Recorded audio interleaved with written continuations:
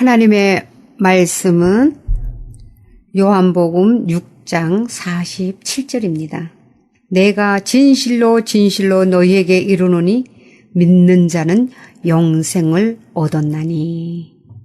오늘의 제목은 의롭다 칭하시는 하나님, 의롭다 칭하시는 하나님에 대해서 말씀드리도록 하겠습니다. 하나님의 경고는 맨 먼저 양심과 말씀을 통해서 옵니다.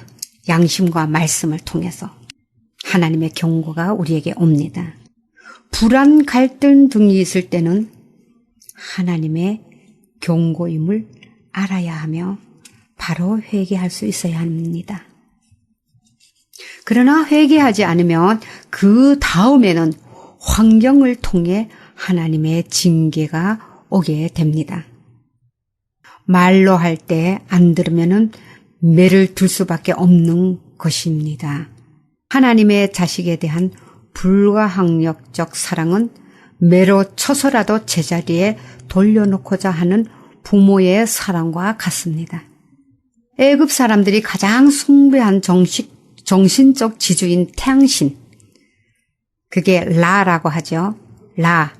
그것이 흑암으로 변하는 것을 통해서 우리에게 남편, 자식, 물질 등의 우상이 얼마나 허무한 것인지 알려주고 있습니다. 이스라엘 백성을 내보낼 수밖에 없게 되자 바로는 타협을 하고자 했던 것입니다. 첫 번째 시도입니다. 첫 번째 시도가 너희는 가서 이 땅에서 너희 하나님께 희생을 드려라. 가서 이 땅에서 출애굽기 8장 25절에 되어 있습니다. 너희는 가서 이 땅에서 너희 하나님께 희생을 드려라. 이것이 첫 번째 시도인 것입니다. 이것이 무엇입니까? 하나님을 섬기되 세상에서 섬기라는 것입니다. 하나님을 섬기되 세상에서 섬기라. 인본주의로 하나님을 섬겨라. 그런 뜻입니다. 너무 멀리는 가지 마라. 두 번째 시도입니다. 너무 멀리는 가지 마라. 출애굽기 8장 28절에 너무 멀리는 가지 마라. 두 번째 시도입니다. 이것이 무엇입니까? 보내는 척하면서 다시 그의 지배하에 두고자 하였던 것이지요. 이것은 구원을 받았는지 안 받았는지 애매모호하게 하고자 하는 것이죠. 구원을 받았는지 안 받았는지 도대체 나를 알 수가 없다. 이것이 보내는 척하면서 다시 자기 지배하에 두고자 하는 사탄의 괴랑인 것입니다. 자기 행위를 보게 하여, 내 행위를 보게 하여, 내 감정을 믿게 하여 구원의 확신을 흐려놓는 것입니다. 자기 감정, 자기 생각, 자기 행위, 이것을 믿게 하여서 구원의 확신을 희미하게 흐려놓는 것이 이 단계인 것입니다. 내가 진실로 진실로 너희에게 이르노니 믿는 자는 영생을 얻었나니. 요한복음 6장 47절에 믿는 자는 영생을 얻었나니. 그렇습니다. 우리는 예수 그리스도를 내 마음에 영접할 때 이미 구원을 확실하게 받았습니다. 예수 그리스도를 내 마음에 영접할 때 구원을 확실하게 받았습니다. 구원을 얻은 것은 과거 완료의 동사로 말씀하고 있는 것입니다. 행위로 구원 얻는 것이 아니라는 것입니다. 믿음으로 구원을 얻는 것입니다. 이것을 칭의라고 말합니다. 믿음으로. 하나님께서 우리를 의롭다 칭하신 것입니다. 의롭다 칭하신 것입니다. 내가 의로워서 의롭게 된 것이 아닙니다. 그리스도로 의롭게 된 것입니다. 우리는 하나님의 말씀을 믿어야지 나의 행위를 보고 움츠러들어서는 안 된다는 말씀입니다. 하나님의 말씀을 믿어야지. 하나님의 말씀, 나의 행위로는 절대로 구원을 얻을 수가 없습니다. 우리의 행위를 보면 구원 얻을 자격은 아무도 없습니다. 아무도 없습니다. 너는 의롭다 하고 칭하시는 하나님의 말씀을 믿는 것입니다. 너는 의롭다 칭하시는 하나님의 말씀을 믿는 것입니다. 아멘이죠. 내 감정이나 내 생각을 믿는 것이 아니라는 것을 알아야 합니다. 사탄은 우리의 이러한 구원의 확신을 흔들어 놓으려고 자꾸 우리의 모습, 우리의 행동을 보게 만듭니다. 속지 말아야 할 것입니다. 그 다음에 어린애들은 놓고 가라. 출애굽기 10장 8절에서 11절. 어린애들은 놓고 가라. 세 번째 시도입니다. 하나님께 헌신하는 생활은 노인들에게는 적절할지 모르지만 젊은이들은 세상에 남아서 즐기라는 사탄의 유혹입니다. 하나님께 헌신하고 열심히 봉사하는 것은 노인들에게는 적절하게 어울릴지 모르지만 젊은 사람들한테는 어울리지 않는다. 니네들은 세상에서 즐기면서 놀아라. 이것이 사탄의 유혹이지요. 이런 유혹에 우리는 빠지지 말아야 할 것입니다. 너희 양과 소는 머물러 두고 너희 어린 것은 너희와 함께 갈지니라. 출애굽기 10장 24절에 이것은 네 번째 시도입니다. 너희 양과 소는 머물러 두고 너희 어린 것은 너희와 함께 갈지니라. 뭡니까?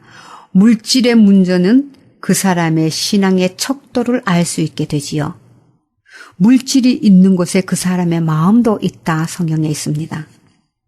사탄은 이 사실을 너무나 잘 알고 있습니다. 그래서 이 부분을 놓고 우리를 유혹합니다.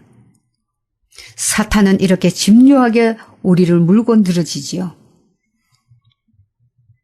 사탄이 이렇게 우리에게 타협하고자 할 때 우리는 그 정체를 알고 속지 말아야 할 것입니다. 하나님께서는 이스라엘 백성들이 애굽에서 나올 때 은, 금 등 재물을 엄청나게 많이 가지고 나올 수 있도록 해 주셨습니다. 그동안 애굽에서 일한 대가를 모두 받게 해 주신 것이지요. 나중에 그 물질은 그것은 성막을 건축하는 데 쓰이게 되었습니다. 그런데 모두 자원하여 가지고 나오는 모습을 볼 수가 있습니다. 하나님의 성전을 건축하는 일에 필요한 물질은 하나님께서 부족함 없이 채워주시는 것을 보여주시는 것입니다. 하나님께서 쓰시고자 하시는 것은 반드시 채워주시지요.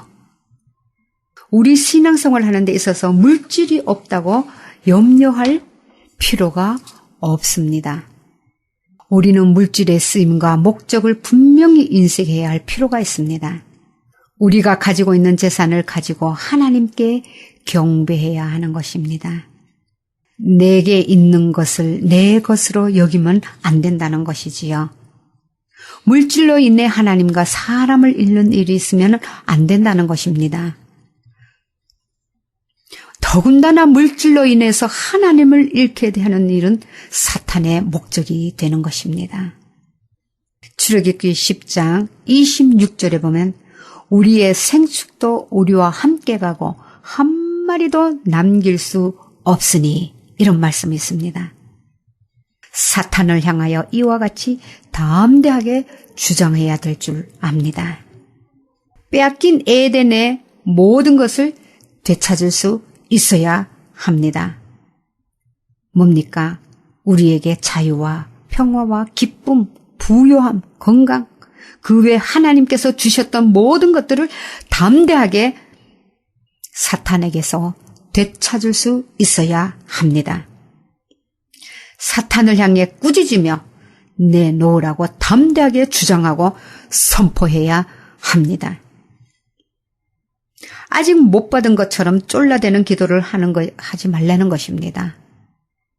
이미 우리에게 주어진 것들을 사탄에게 그동안 얼마나 많이 빼앗기고 살아왔습니까?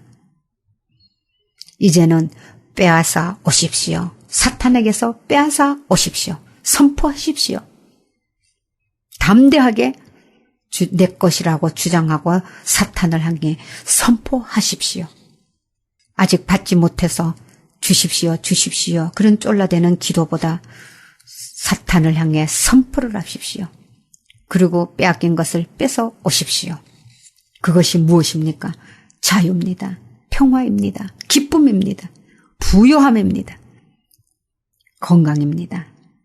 예수 그리스도의 십자가로 인하여서 이미 모든 것을 회복한 상태임을 믿고 감사와 찬양을 드리는 기도를 많이 하십시오.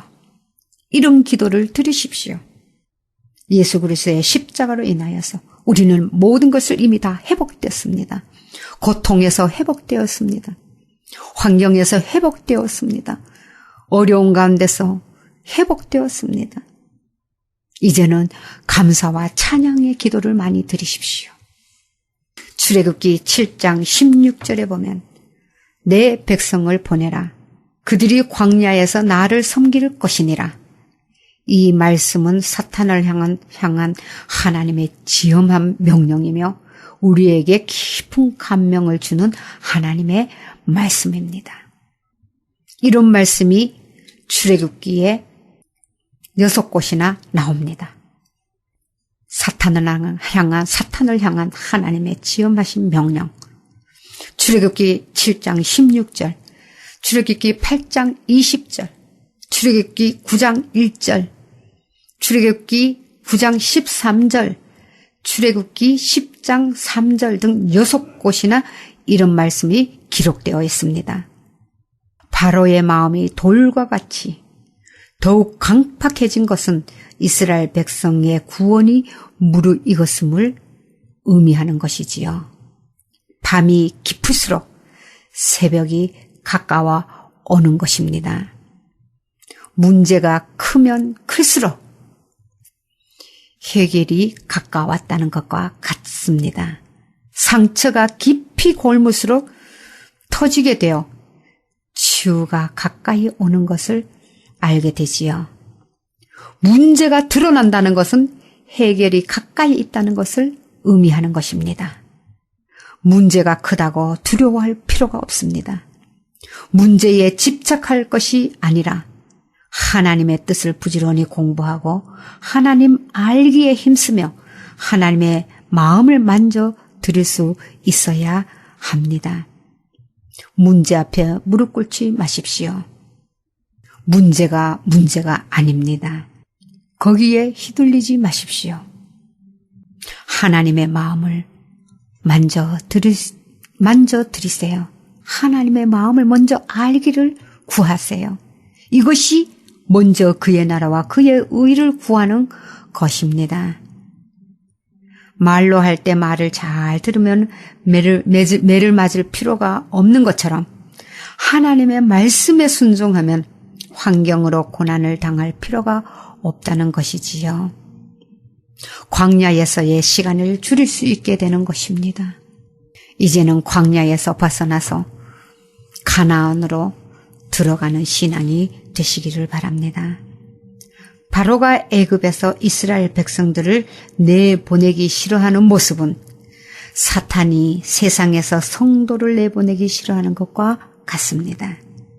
또한 이것은 우리의 무의식 안에 있는 죄성들을 바깥에 내보내기 싫어하는 사탄의 속임수인 것입니다. 무의식 속에 내 안에 있는 죄성들 바깥으로 다 내보내는 거 사탄은 싫어합니다. 사탄의 정체를 알고 그의 공격하는 방향을 알면 승리는 쉽게 이루어집니다. 그러나 사탄을 잘 모르고 그의 공격하는 방향을 모르면 말씀의 칼이 우리의 손이 쥐어져 있어도 무엇을 어떻게 대처해야 할지 몰라서 허공을 치게 되며 오히려 사탄의 조롱거리가 될 수밖에 없습니다. 그래서 우리는 하나님의 말씀을 부지런히 공부해야 하는 것입니다. 나의 약점, 나의 죄성은 나보다도 사탄이 더욱더 잘 압니다. 왜냐하면 사탄은 영이기 때문에 내가 하나님의 전신갑주를 입었는지 안 입었는지 사탄은 나보다 더 잘 압니다. 그래서 나의 약점을 통해서 화살을 쏘는 사탄을 향하여 네가 공격하는 나는 주님과 함께 십자가에 죽었다. 지금은 너를 승리한 주님이 내 안에 사신다. 하고 담대하게 믿음의 방패를 높이 드시기 바랍니다. 믿음의 방패는 십자가입니다. 예수 그리스도가 십자가에 돌아가실 때 이미 사탄을 승리했습니다. 그 승리한 주님이 내 안에 계시기 때문에 그분으로 나는 승리할 수가 있는 것입니다. 나는 그 사탄을 이길 수가 없습니다. 영이기 때문에 대적할 수도 없습니다. 그러나 이겨주신, 그 사탄을 이겨주신, 짓밟고 이겨주신 예수 그리스도가 내 안에 계시기 때문에 그분으로 우리는 이길 수 있는 것입니다. 십자가의 공로를 의지하는 것이 우리의 믿음이기 때문입니다. 사탄이 우리의 죄를 향하여 쏜 화살은 믿음의 방패인 십자가에 맞아서 맥없이 떨어지고 말 것입니다. 바로 우리가 승리하게 될 것입니다. 믿음만이 승리의 비결입니다. 믿음만이.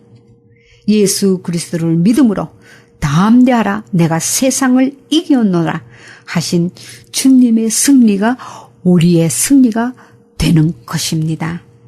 믿음의 방패인 십자가가 없으면 사탄의 화전에 맞아 결국 우리는 죄책감으로 피를 흘리고 괴로워할 수밖에 없을 것입니다. 십자가는 사탄의 화전을 통쾌하게 막아주는 방패입니다.